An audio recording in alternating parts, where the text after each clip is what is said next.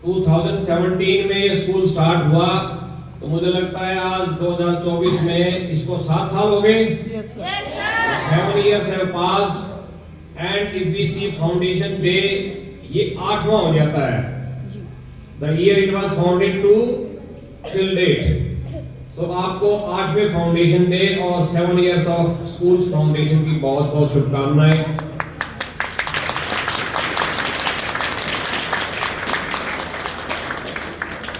प्रिय विद्यार्थियों, किसी भी ऑर्गेनाइजेशन का, किसी भी स्कूल का, इंस्टीट्यूशन का या सोसाइटी का जो भी ग्रोथ होता है वो किसी एक आदमी के हाथ में नहीं होता, उसमें सभी की योगदान और भूमिका होती है।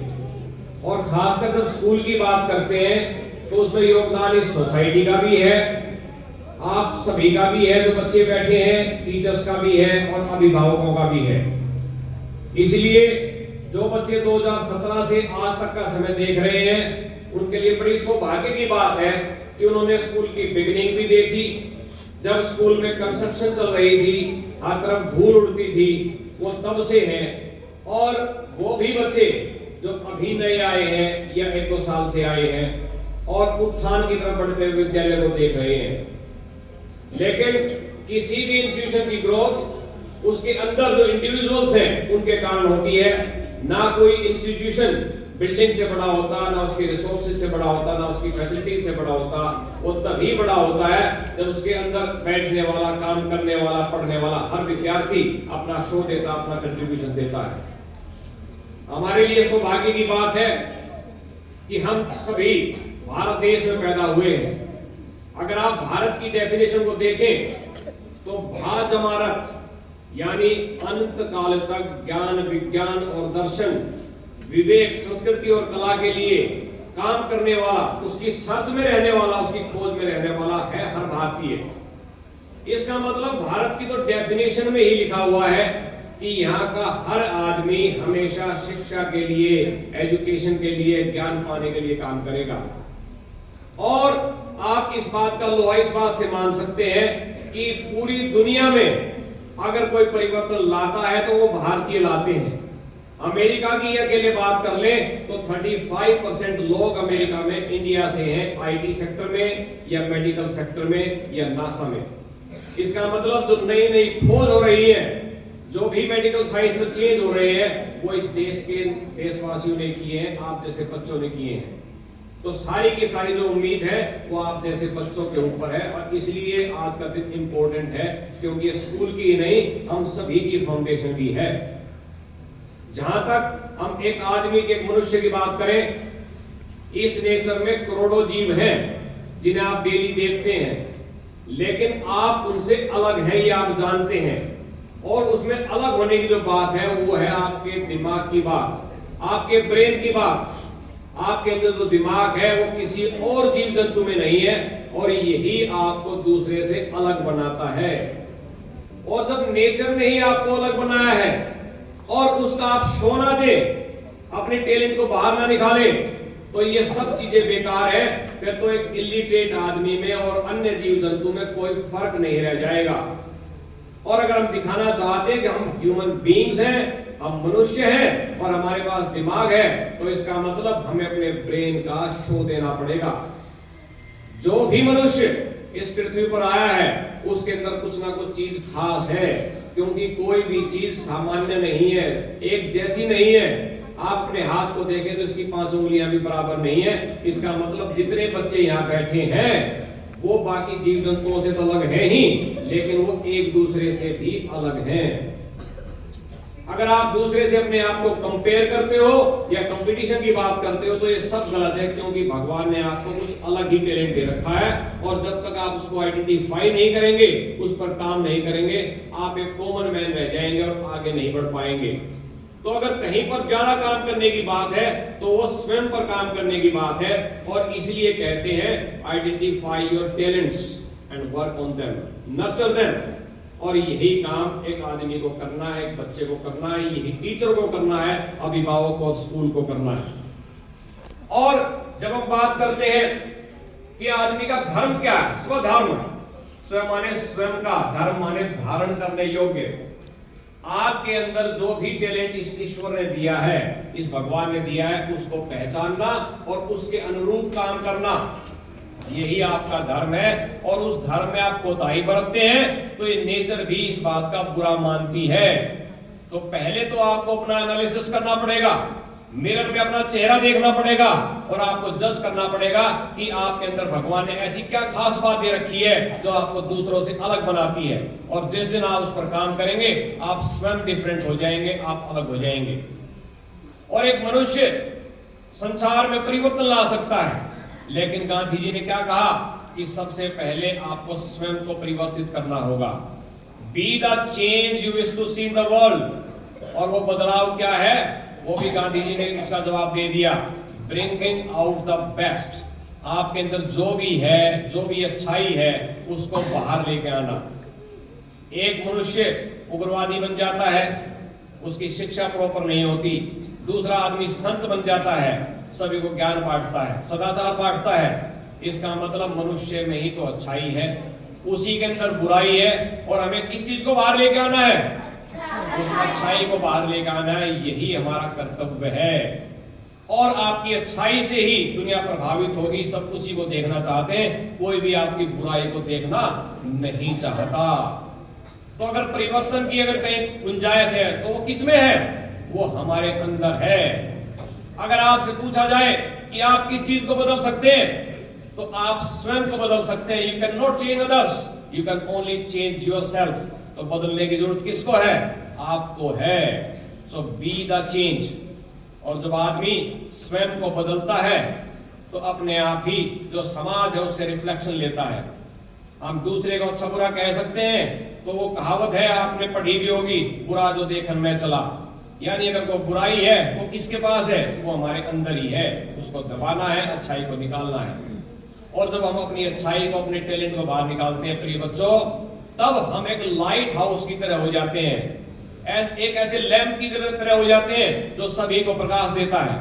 यहाँ अगर ट्यूबलाइट या कोई लाइट जल रही है या सन की रोशनी आ रही है, तो वो अपने लिए नहीं, वो दूसरे के लिए भी है, आपको भी देखने में मदद करती है, आपका भी मार्ग प्रशस्त करती है और आपको दिखाती है कि सही डायरेक्शन क्या है। और ऐसे बहुत से आदमी हुए हैं। आप गांधी जी की बात कर ले, आप स्वामी विवेकानंद की बात करें। जब विवेकानंद जी ने अमेरिका में जाकर भाषण दिया तो उन्होंने सारी दुनिया को रास्ता दिखाया सदाचार का, कैसा व्यवहार और विवेक होना चाहिए। इसका मतलब आप दूसरे को भी रास्ता दिखा सकते हैं, बशर्ते कि आप स्वयं को बदल लें और अपने टैलेंट को बाहर निकालें, उसको और नर्चर करें, उसको और पॉलिश करें और आप आगे बढ़ते चले जाएंगे। और जिस दिन आप ऐसा करेंगे, आप इस समाज में, इस देश में, इस दुनिया में परिवर्तन ला देंगे। मनुष्य ही परिवर्तन लाता है। अगर आप आज से 1000 साल पहले की बात करें तो आपको पता है, आप हिस्ट्री की बुक्स में पढ़ते हैं, आदमी कैसा था।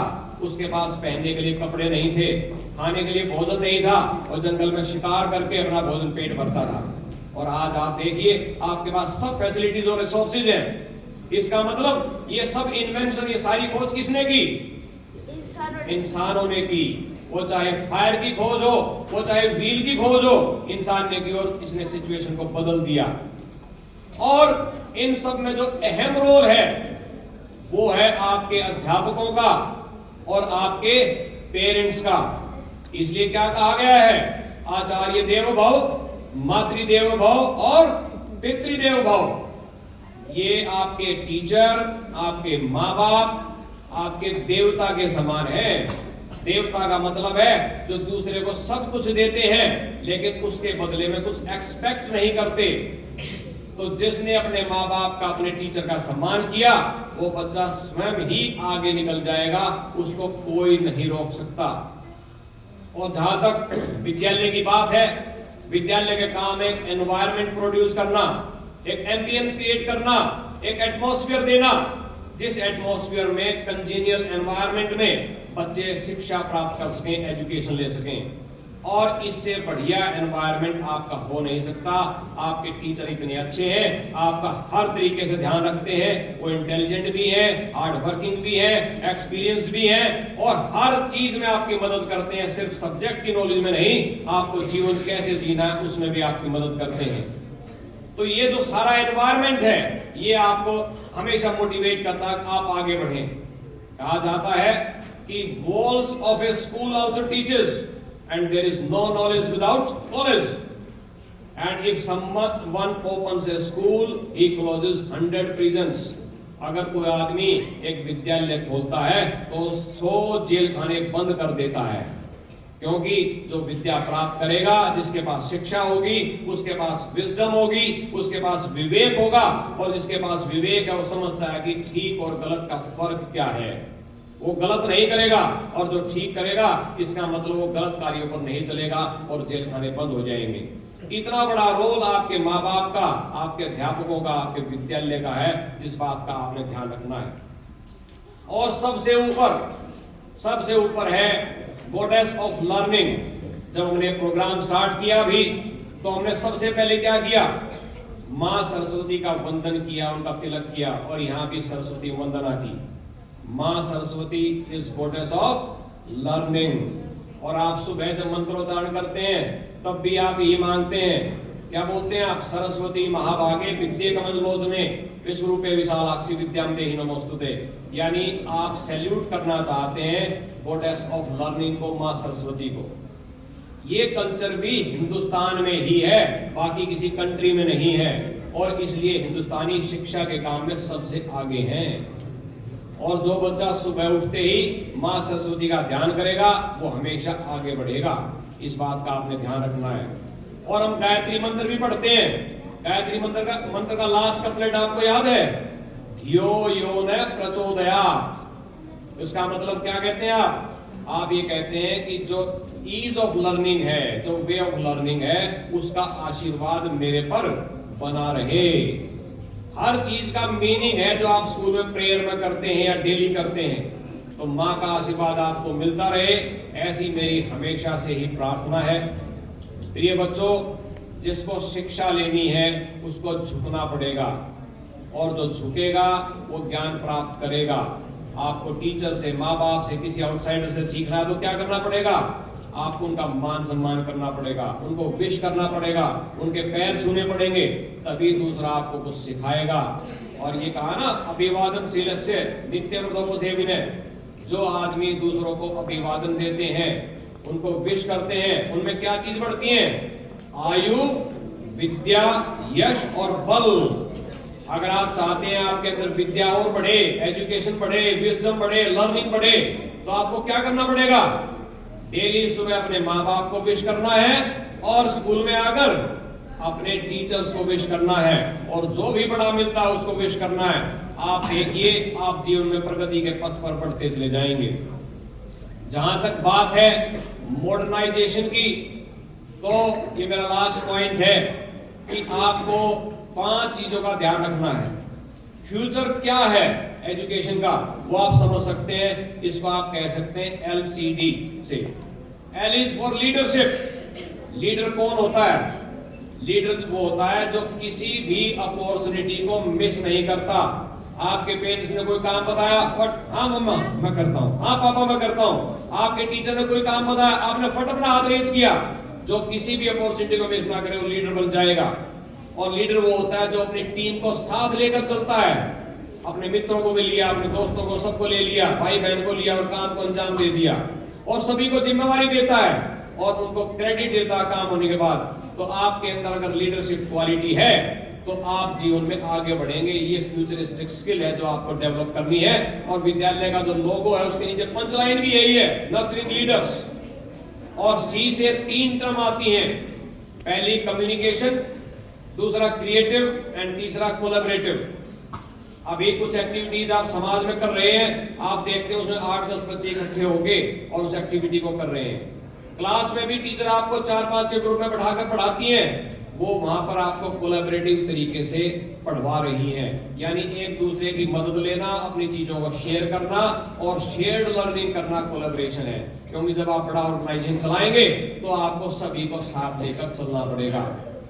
और जब से आर्टिफिशियल इंटेलिजेंस आया है, ये बड़े बच्चे इस टर्म को समझते हैं जो पीछे बैठे हैं, तब से आदमी कुछ भी चीज उसमें डालकर चैट GPT से क्रिएट कर सकता है। लेकिन अगर आपके अंदर क्रिएटिविटी है, नयापन है, कोई नई चीज आप पैदा कर सकते हैं, सोच सकते हैं, तो आप क्रिएटिव है और क्रिएटिविटी की वैल्यू कभी खत्म नहीं हो सकती। आपने क्रिएटिव बनना, आपने देखना मेरे अंदर कहां क्रिएटिविटी है। और कम्युनिकेशन का मतलब आप कैसे बात करते हैं, आप कैसे कन्विंस करते हैं, आप लोगों में पेट में कैसे घुस जाते हैं। अगर आपकी ये स्किल भी अच्छी है तो आपको कोई पीछे नहीं धकेल सकता, फ्यूचर उन्हीं का है। और लास्ट में वो आप समझते हैं, ये कोरोना में सबने सीख लिया, डिजिटल। जिस आदमी को आईटी में नहीं कुछ आता या पीछे है, वो अब फ्यूचर में पीछे ही रह जाएगा। इसलिए आपको डिजिटल टेक्नोलॉजी को सीखना पड़ेगा।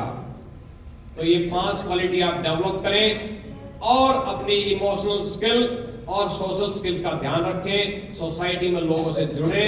अभी कम्युनिटी केयर प्रोग्राम में कुछ बच्चों ने बड़ा अच्छा शो दिया, वो उसी का एक हिस्सा है। इमोशनल स्किल का मतलब है जब आप अपना स्वयं का ही नहीं ध्यान रखते, आप अपने आस पड़ोस में सभी का ध्यान रखते हैं, आपके अंदर एम्पैथी और वैल्यूज हैं, तो आपकी इमोशनल स्किल अपने आप बेहतर हो जाएंगी। तो आप शेयर करके कोई भी चीज यूज करें, आप देखें धीरे धीरे आपके अंदर ये टैलेंट भी आ जाएगा और आप जीवन में आगे बढ़ जाएंगे। आज विद्यालय के फाउंडेशन डे पर मैं आपको पुनः बधाई देता हूं और मैं उम्मीद करता हूं कि आपकी जो फाउंडेशन है वो एजुकेशन ही है, और उस एजुकेशन को, उस लर्निंग को, उस विजडम को आप अपना बेस बनाकर अपनी लाइफ को आगे लेकर जाएं। यही मेरी ईश्वर से प्रार्थना है और आप सफल हों। नमस्कार, धन्यवाद।